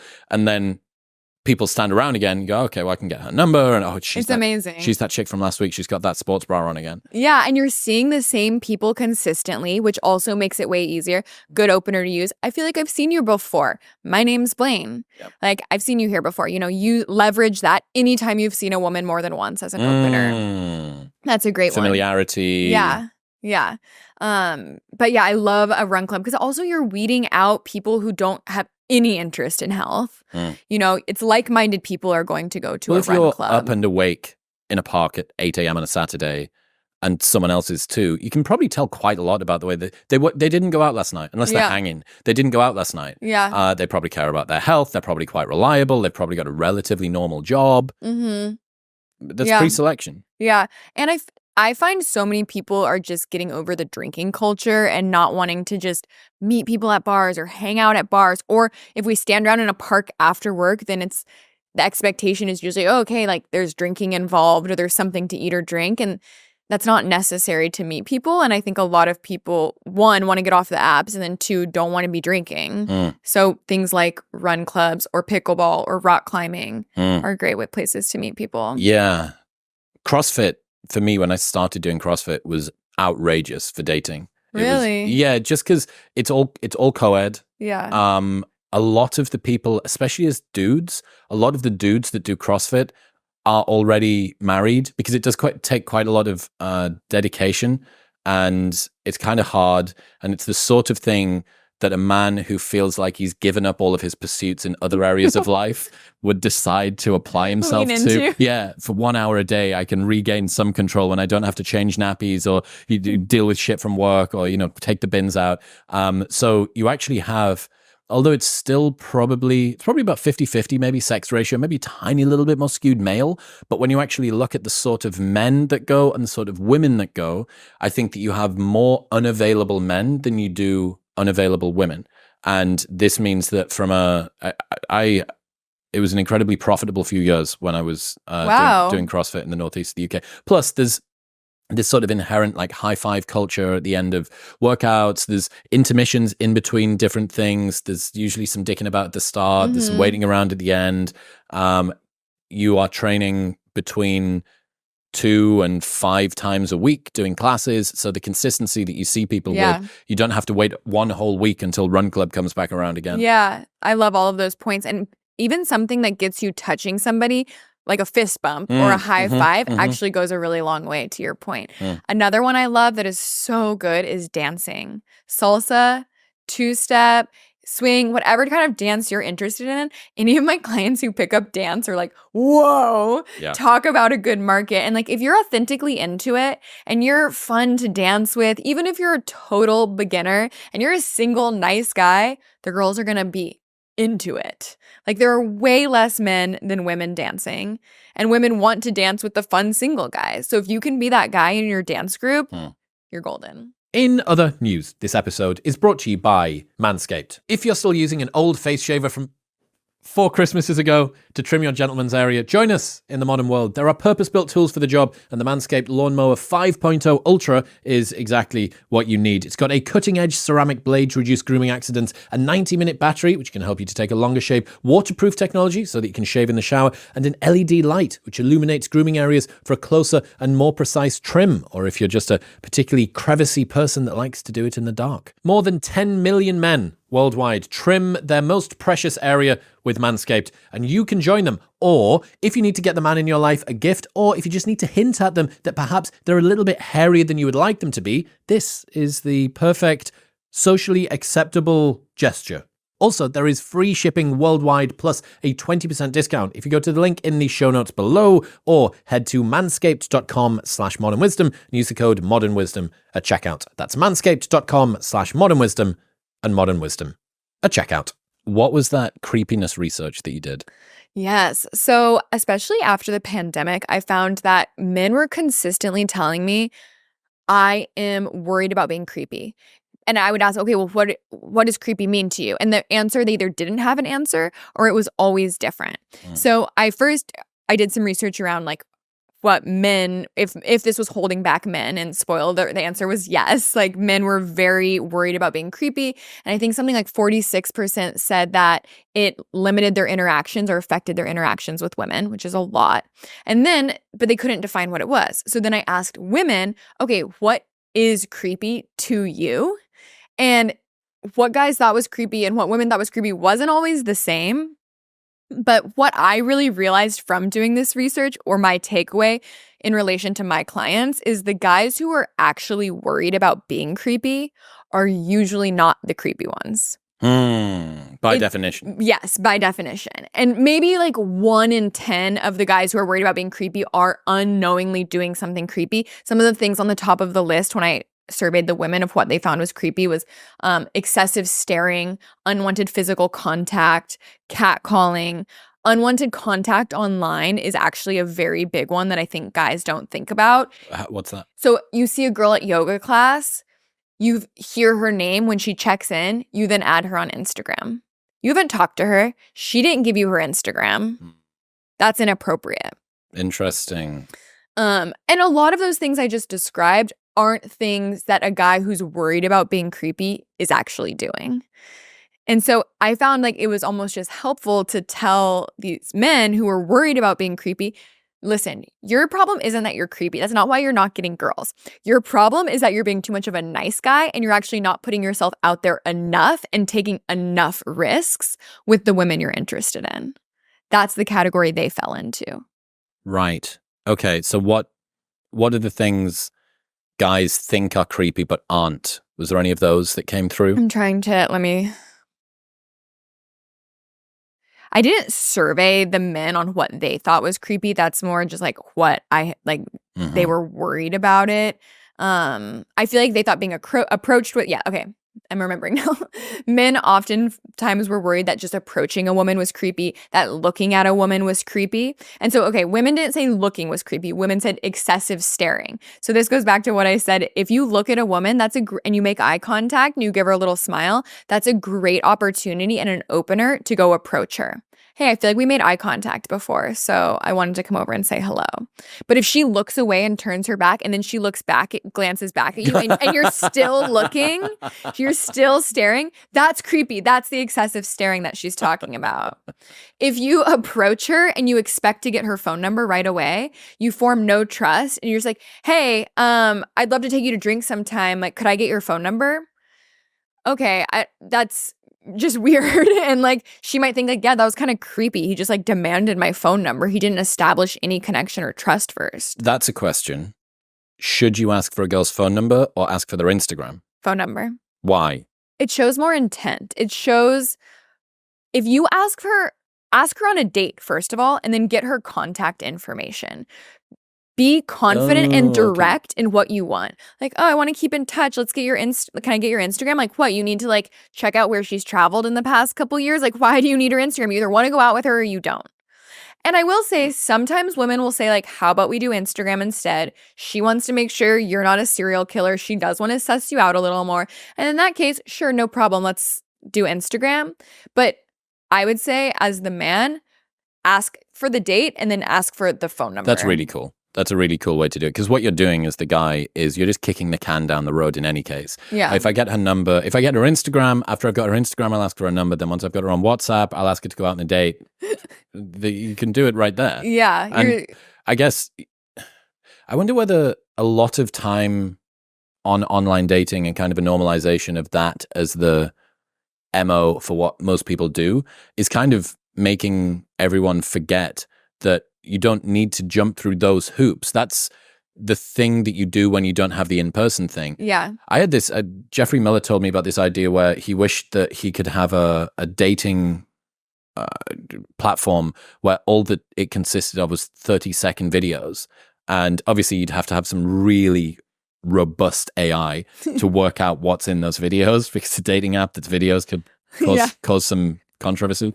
But I do think that there's so much to be said for, like maybe a video call. I don't know, because you'd have to be online at the same time. So synchronous communication is kind of a bit tough. But like if you had an async, just get to do a 30-second video, because you can just tell everything. And if you're in person, that's 100x over a video. And so, regressing back to, okay, we'll begin at the top of the funnel. I started Instagram, take it down to WhatsApp, and then from WhatsApp, take it to a date. It's like, bro, you didn't need to go back up. Yeah. Why are you adding in the social element of essentially a dating app and drawing it out? And guess what? She might not love your Instagram. How important is a curated social media feed? So it depends. The younger you are, the more relevant I think social media is in dating. And if you're going to attach your social media to your dating app profile, then you need to at least have it be decent. You don't need to be posting every day. You don't even need to be posting every week or every month, but you need to think about what the top upper fold looks like. So that's like, when you open a newspaper and like what's at the top, it's like when you open your Instagram, what's at the top is what she's really going to see. So that needs to look good. And you should treat it like your dating app. All of the things that we talked about that makes a good dating app, quality photos, clear, concise captions, those are all going to play in. So if you have social media, make sure it checks those boxes. But personally, I find it really attractive and impressive when somebody doesn't have social media. So, and I think a lot of women and men would feel that way. It's like, oh, I actually don't have Instagram, or I don't use Instagram. It's like, damn. Yeah, God, this is like a barn find. Yeah. Jesus Christ. It's only got a couple of thousand miles on it. Yeah. How can guys, you were talking about avoiding being creepy, the way that they communicate. How can guys be more charismatic and funny? I'm not a funny guy. I don't do the funny thing. That's for someone else. How can they lean into that sort of playful, teasing, flirting stuff? Yeah. So the first thing I'll say is you don't need to be a comedian to be good at dating. That you don't need to be telling jokes or doing a bit that is going to make her laugh. What you want to be is lightweight, fun, and flirty. So flirt is adult play. So can you be playful with her? Can you tease her about something or tease yourself? Those are easier ways to get the flirtiness going that aren't, oh, I need to think about being funny. And if you really feel like, I want to be funnier, I feel like I'm not good at making people smile or making people laugh, then my few suggestions are watch more comedy. Like you will understand a lot about delivery and tone and how comedians make themselves funny, because that is a learned skill. It is not something they were born with. Take a comedy class or take an improv class, especially if you're someone who struggles with word associations and coming up with something to say. Building that muscle by doing improv can be really beneficial. And it's hard. Like a lot of guys are like, I could never. And it's like, that's all the more reason. Or something like Toastmasters, build that skill. Because dating, and just like dating is a learnable skill, just like being funny is a learnable skill, having good conversations is also a learnable skill, but it takes effort. I haven't done Toastmasters, but I've done a good bit of improv. And at least in my experience, the opportunity that you get in improv for sort of relinquishing fear of failure, the one that I did, every time that you got something wrong, you had to put your hands in the air, bow, and say, I failed, and everyone applauded. And it was to try and sort of desensitize. That's amazing. It was so, I failed, and then everyone goes, oh, there we are, we failed. It's really funny, and it really sort of helps to cast off a lot of that nervous energy. Does this? Yes, that would translate to approaching. Correct. Yeah, like, doesn't matter, I failed. Like, yeah. And whatever. I love that. One of the best, I can do it with you now, actually. So let's do my favorite. This is from... I've never done improv, for the record. That's fine. This is from my speech coach, Miles. So this is one of his favorite improv exercises. So you're going to do 3 phases of this, okay? First one, you're going to just point around the room at different objects, things, and as you point at them, you're just going to tell me the name of what they are. So you're just going to point at them, and you're just going to say the name of them, do it at the pace, whatever you want. All right, 3, 2, 1. Bread. Can, iPad, Chris, camera, TV, light. Perfect. Okay. Second version. You're going to point at things around the room, but you're not going to say the name of the first thing you point at. And when you point at the second one, you're going to say the name of the first one. And then when you point at the third one, you're going to say the name of the second one. So you're going to not say the name of the first thing, and you're always going to be one object behind as you're pointing, and I need you to not point in the same things in the same order. Not the same order. You can point in the same things. Like I got this. No, you can't do it in the same order. Okay. All right. Okay. 3, 2, 1. Camera. Light.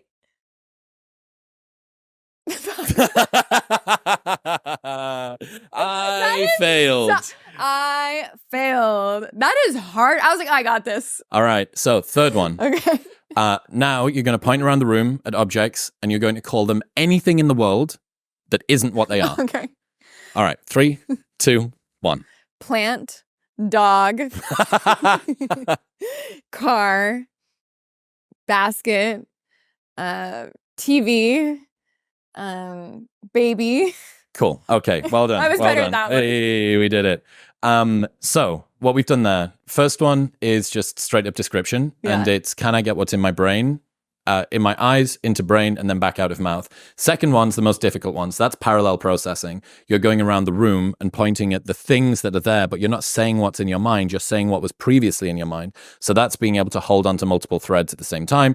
And then the final one is just straight up creativity. Can I point at a thing and do something creative? And I love that exercise. It's so fun. You can do it in 2 minutes. And that second one just breaks people's brains. Yeah, and it gets your brain like ticking in a different way. That's something I want to practice. It's really cool. Do you feel like as you get better at that game, it helps you with parallel thinking in conversation? Oh, yeah, for sure. That's a great strategy. It's fucking cool, isn't it? I'm going to bring that. You can have that with one. me. Yeah, thank you. I mean, it's just it's so much fun to do with anybody because they immediately go, I've never had to try. Yeah, well, I mean, if you're going to make your date seem silly. But yeah, you're right. Being silly on a date is a good thing. That's true. But making the other person feel silly, maybe you doing it and saying, okay, so I'm going to go first. Yeah. And then showing how. Yeah. But I mean, or a second or third date. You can have that one. Yeah, I love that. I love that as an idea. But the point being that is showing you just how further, because there's people out there that I've seen do that can just go bump, bump, bump, bump, bump, being one behind at all times. It's wild. I'm going to practice. Next time you see me, try me. Vicious. Okay. One of the conversations that I've had a lot on the show over the last few years has been about the sort of loneliness epidemic of men. Obviously, you're dealing with men who are struggling in dating. You've done some research on this. There's a lot of talk about the perils of men and the challenge of modern masculinity and how men are falling behind. And, I've been one of the people that's pushed this. But from your experience, from your research, how much are men struggling with loneliness at the moment? What did the data say? So there is absolutely a large subset of men struggling with loneliness. What I have actually found, though, is it's not all men. It is certain men in a certain group. And actually the type of men, because I did this research like 2 years ago, and I have noticed over the years that actually the type of man who works with me isn't necessarily from that lonely bucket. The type of man who comes to a woman and is seeking help in his dating life often has a very robust life outside of dating. A lot of people assume like, oh, they hired someone who hires a dating coach, he must be like a real loser. And that is absolutely not the case. Most of my clients are successful professionals, have robust social lives, hobbies, lots of friends, family that they are engaged with. They aren't the ones who aren't seeing any friends and family for a month at a time. And it's just their dating life that they're confused about and they want to level up and match where the rest of their life already is. I would say for men who are really struggling with loneliness and making friends and leaving their house, that is something that needs to be addressed first and separately than thinking about how am I going to get a woman to join me? Because no woman is going to want to join you on your lonely couch where you never leave 6 nights a week. So the journey of getting into a relationship begins with getting some friends. Yes. Your dating life is going to be infinitely easier once you have a social circle and a community that you are actively engaged in. It's wild that this is revolutionary information. Well, it's really sad that we've come so far from that just being the standard. Yep. And this goes back to what I was saying about technology. We don't have to have community or social lives to get our baseline needs met, to get our food, to get our pleasure, to get our dopamine. But I don't think it's good for society. 45% of men say that they see friends less than 1 time per month. 35% say that they're either unmotivated or have given up on dating. 54% say they'd rather play video games than have sex on a given day. That's terrifying.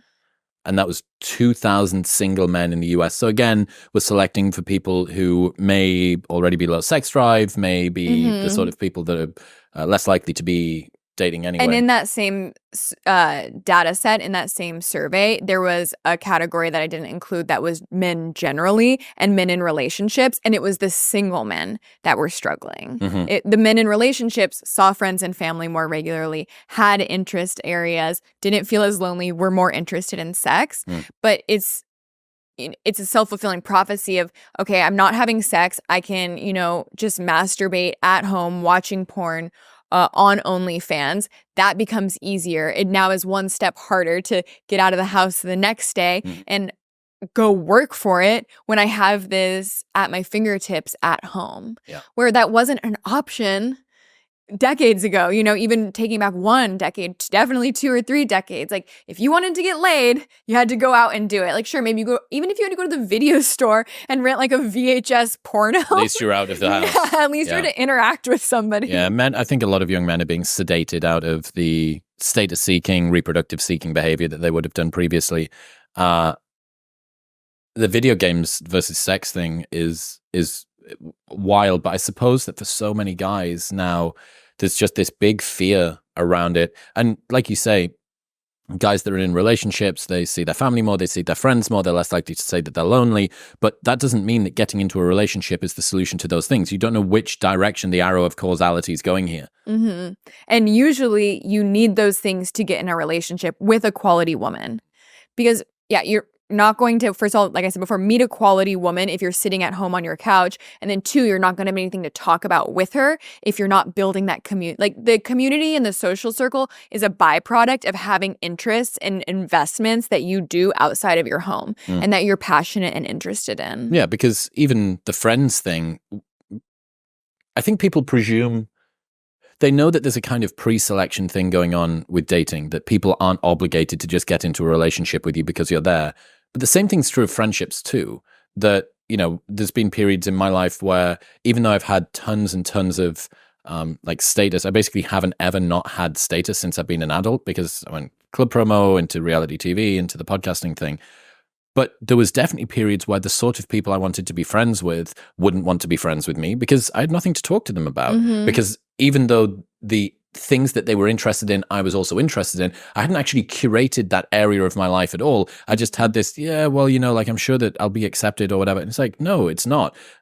So you need to work hard to get friends. And, working hard at anything sucks. It's way easier to not have to work hard and to then rail against the world about why it's unfair or about why friends aren't for me. I'm going to be a Lone Ranger, Sigma male, fucking alpha wolf. And it's like, no, dude, you're going to die soon. And you have people on the internet who are saying you're right for that. And you have your little echo chamber that are of people who agree with you. So you actually don't feel like so alone or so isolated in that view. You're like, yeah, look at all these other guys, all these other people feel the same way. And they're just as lonely and sick and sedated. Misery loves its company. How much can guys turn it around in your experience? Because people are coming to you. We've just said lots of people that are lonely. I have an absolute shit ton of sympathy for the guys out there that are struggling. I've done 50 episodes on the show that are talking about this. What I don't have sympathy for are guys that don't believe that it can improve. And I have active distaste for guys that are encouraging other guys to believe that they can't improve it. Like, there's a special place in hell reserved for people who are nihilistic and convince others to be the same. Yeah. How much can guys who are, Blaine, I heard you on this podcast and I really like it. And I feel like I want to get friends. I want to get interest. Then I want to get friends. Then I'm going to get a relationship and I'm going to have a life. How much can the person that thinks it's hopeless turn it around in your experience? It is 100% possible if you are willing to do the work and get outside your comfort zone. This is not something that improves because you watch a seminar on it and you watch my course and you read all the books. That is not what makes the difference. Are you willing to get outside your comfort zone, take action, try and fail, try again? We can do a 180. We can transform your life. And most of my clients often are coming to me with a pretty good base. They already have their interests and they already have some friends, but not everyone. Some come to me really much at square one, and it's, I need help with all of this. And we can do that. Everything I'm teaching about approaching women and talking to people is absolutely applicable to making friends.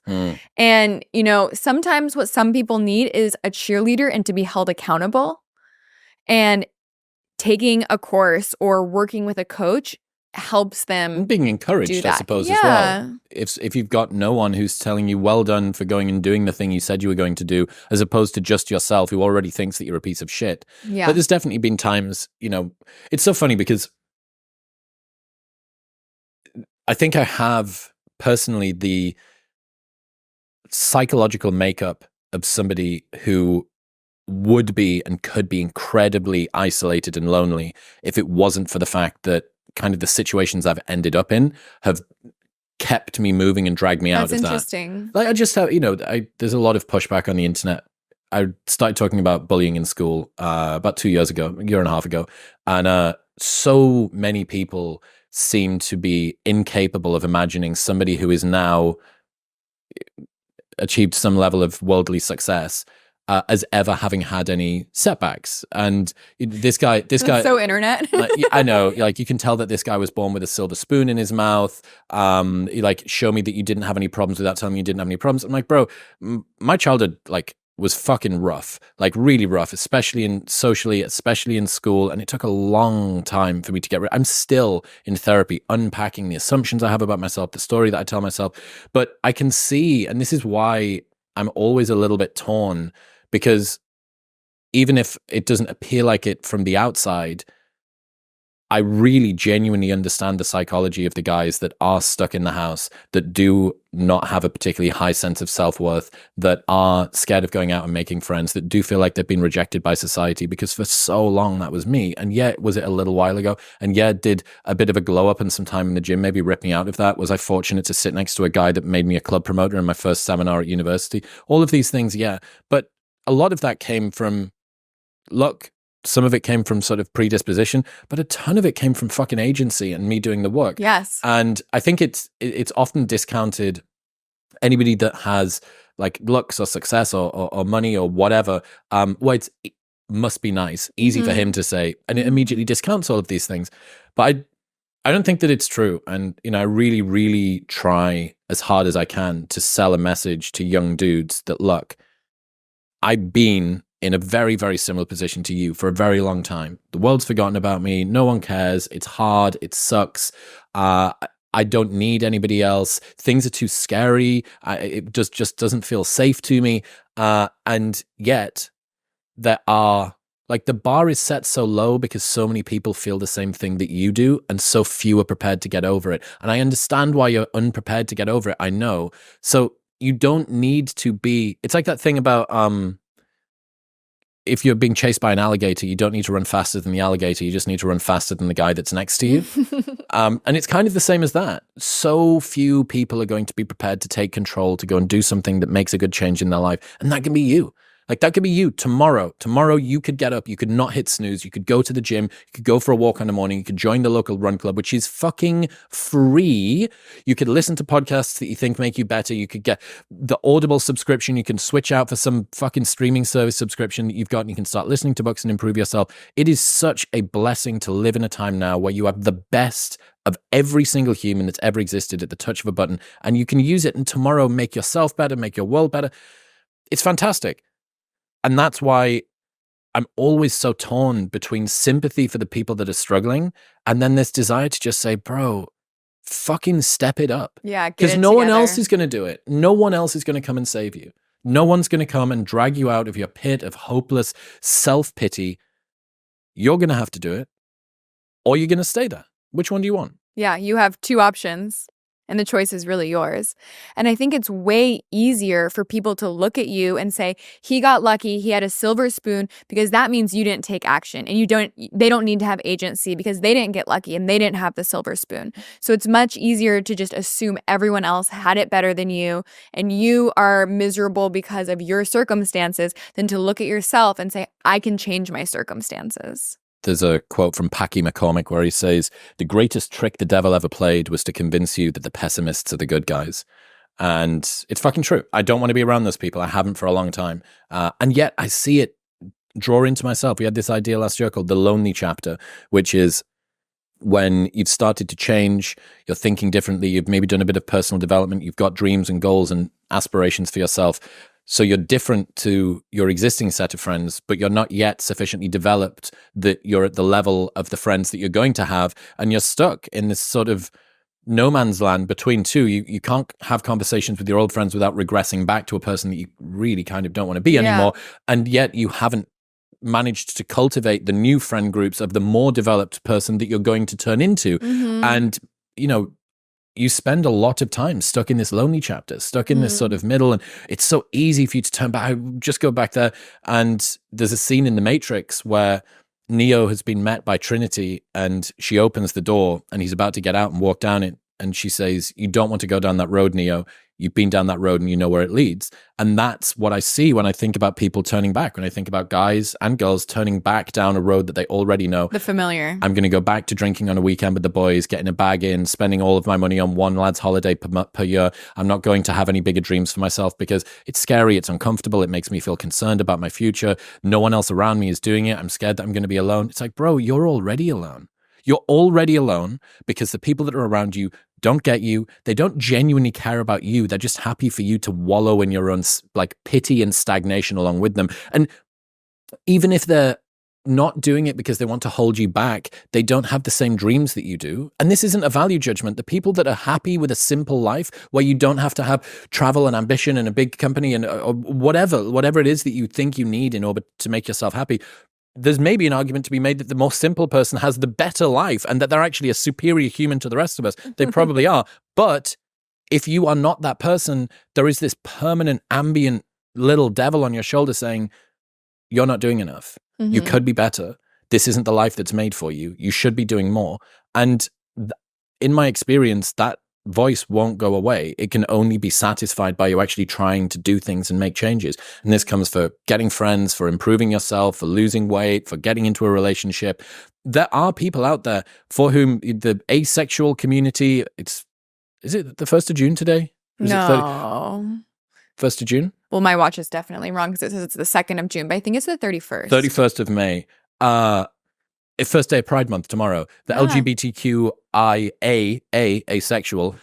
There's some people out there, but it's way fewer than like people want to make out. And the AI girlfriends aren't going to come sufficiently quickly, and I don't think they're going to make you satisfied. So yeah, rant over, but I think there is an awful lot that guys can do to lift themselves out of their misery, whether self-imposed or societally imposed. There are Absolutely. things that you can I think that was a great rant and well said. And I think a lot of guys are thinking, wow, that sounds so hard to lift myself up and to get into shape and to get a girlfriend and to have a better job. Like, start small. If you're not doing anything today, just go on a 30-minute walk every single day without your phone. Do that for 30 days and see how you feel. Just wake up half an hour earlier every single day and get sunlight into your eyes. Just chat to the woman at the cashier at the grocery store and see if you can make her smile or laugh. Make her day. Tell her what you like about her appearance and watch her light up. Taking these small, baby, but very important steps should not be overlooked or underappreciated. That's where you have to start. And that is okay. You know, you didn't wake up here in this chair interviewing people with perfect lighting and millions of people watching. You started, you know, talking to people on the internet and accidentally turned it into a career. Exactly. Do smart guys struggle with dating? Oh, yeah. Why? In my experience, a lot of my clients are very smart. They're very analytical. They have high IQs and maybe not high EQs. And that's often why that translates to struggling with dating. They're overthinking everything. Rather than just saying the authentic thing that comes into their mind, they're worried, is she going to like me if I say that? Should I say that? Is this going to impress her? And then 2 seconds have passed and she's looking at them, waiting for a response. And then they just blurt out, you know, something that they think is going to be agreeable.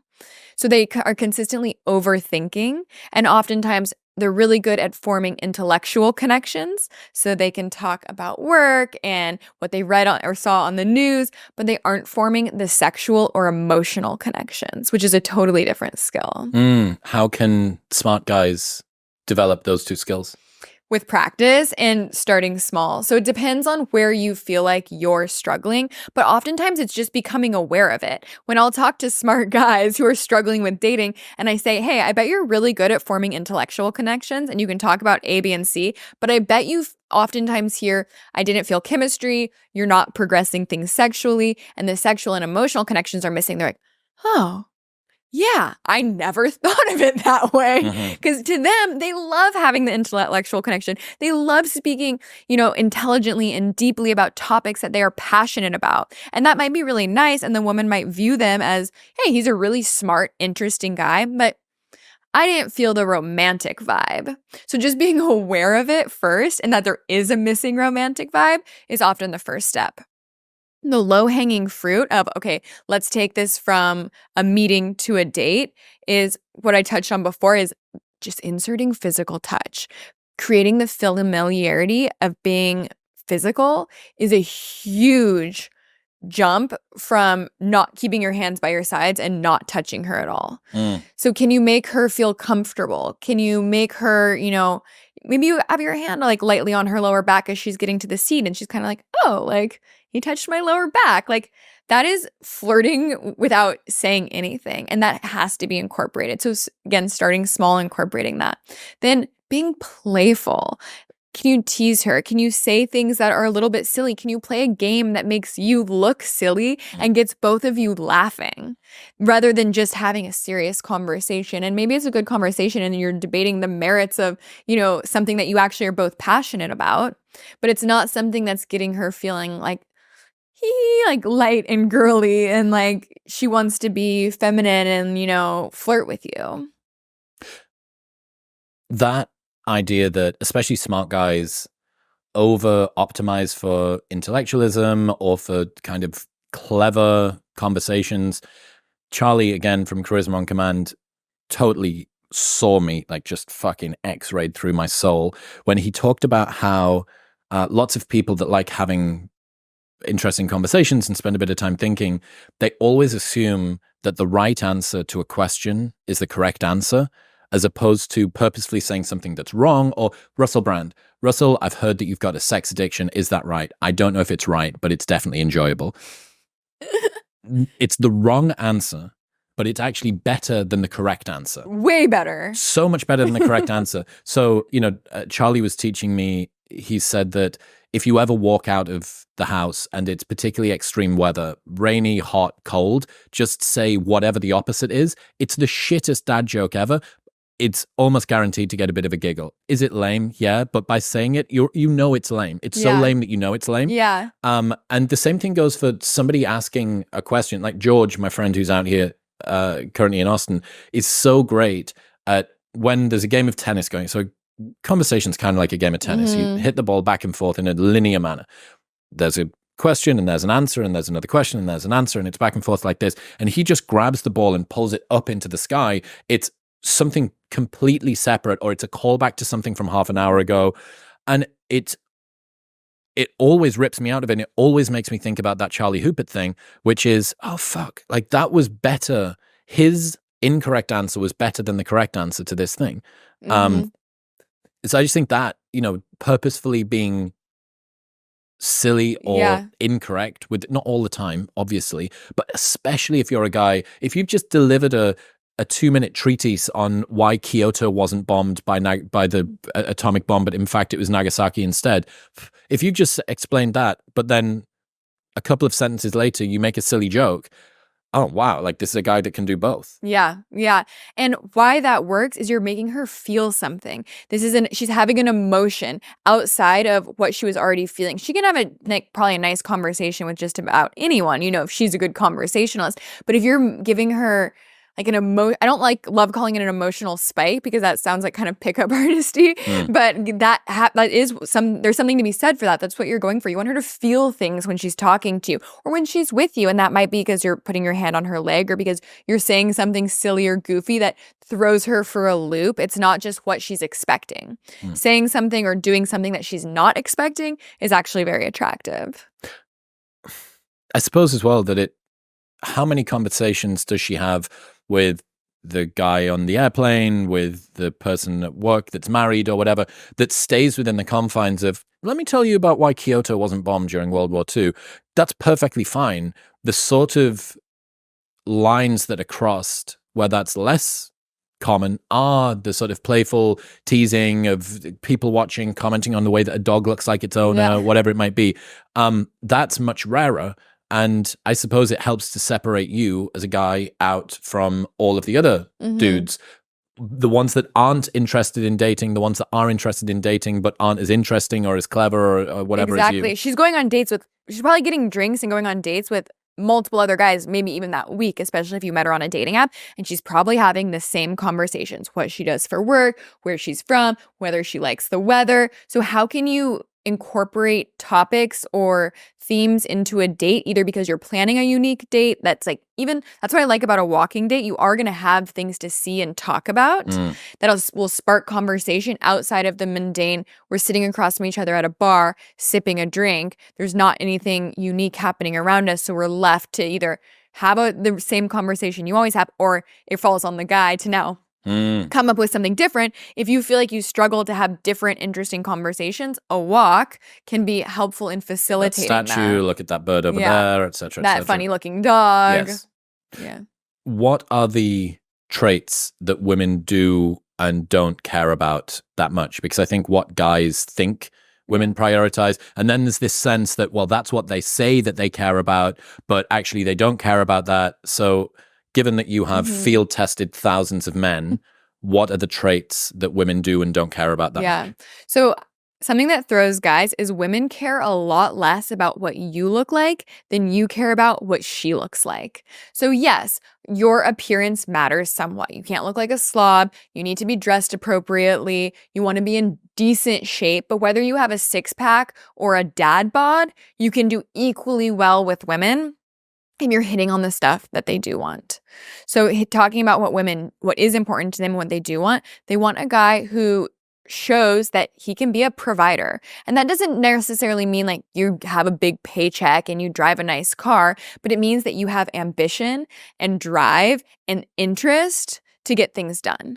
So I tell my clients, when you're on a date, you want to talk about your trajectory because it doesn't actually matter where you are today. She cares where you are going. This is why people who are in medical school and, star athletes are treated like they're in the NBA or they are doctors because that is where their trajectory says they are heading. It's the starving guitarist that's sleeping on his friend's couch but is kind of talented, and in future he may become Ed Sheeran. Yeah, and if you can speak to that and your goals, then you're almost as good as there because that's really what she's looking for.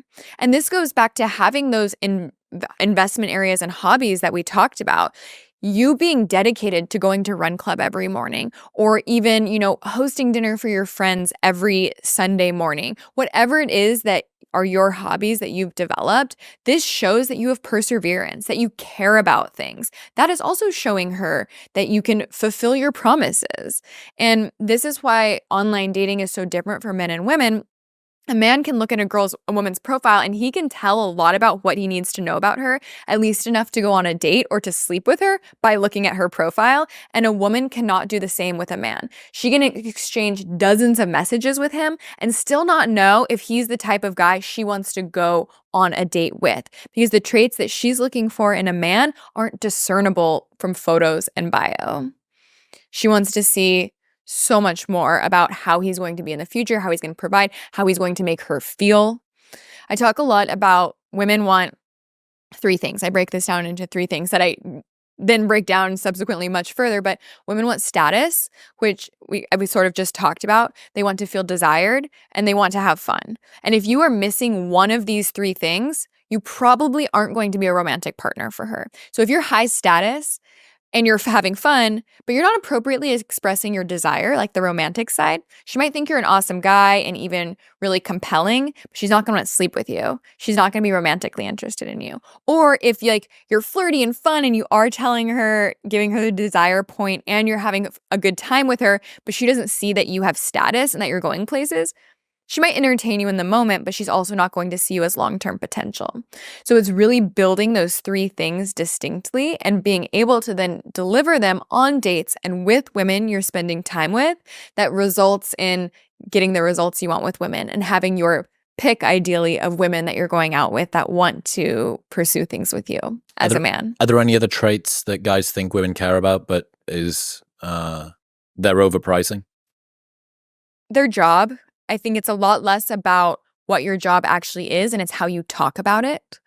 So if you're talking about being an accountant and it's fine, it's whatever, it pays the bills, that sounds lame. But if you could have the exact same job, but if you frame it in a way that I do the financials for a company that changes the world, even if you don't like your job that much, that's like, oh, damn. Okay, he's doing important stuff. Yeah. So it's less about what your job actually is and more about how you talk about it and how you feel about it matters too. Why are you spending 8 hours a day doing something you don't like? That strikes me as a guy who doesn't have agency over his life and isn't taking control and building the life he wants. I think a good get out of jail free card there, because a lot of people might think, well, I don't do a cool job and I don't necessarily like it. My boss is a dick and I don't want to lie. You've said that I need to be authentic, so I can't pretend.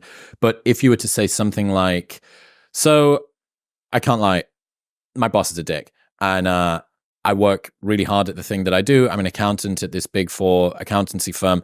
I don't think that I'm going to be there forever because my dream is to away you go. So what I'm doing at the moment is I'm accumulating a bunch of cash within the next 18 months or so. My plan is to okay, well, this is a journey, and this is someone that shows an initiative. One of the things I guess about this, kind of sucks that I work for a boss that's a bit of a prick, but I'm actually really proud of myself for getting through this period.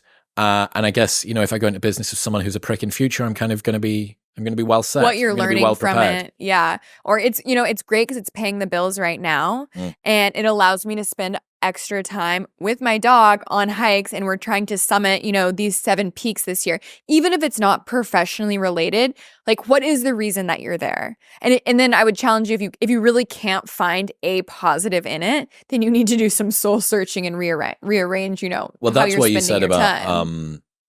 Improving your life. Building a life you're genuinely proud of. Yeah. It's not all just marketing. There is product in that too. And the delivery, the way you said it. My boss is a prick, but with like a smile on your face, you're kind of playful with him. It's like, my boss is such a dick is very different, where you're angry and you're letting it affect your emotions. But if you just let it roll off your back, it's all about the delivery. Hell yeah. Blaine Anderson, ladies and gentlemen. Blaine, I appreciate you. I really like the fact that you were a fish teaching fishermen how to fish, or whatever it's called. Where should people go? They want to check out all of the things that you can find me across all social media, Dating by Blaine. My website, datingbyblaine.com. Any of those, get in touch. I would love to help you start meeting women you're excited about. And baking bread. And baking or bread by Blaine also. Find me on Instagram there. All right. Thank you. Thanks, Chris. If you enjoyed that episode, you will love a selection of the best clips from the podcast over the last couple of months, and it's available right here. Go on. Give them a watch.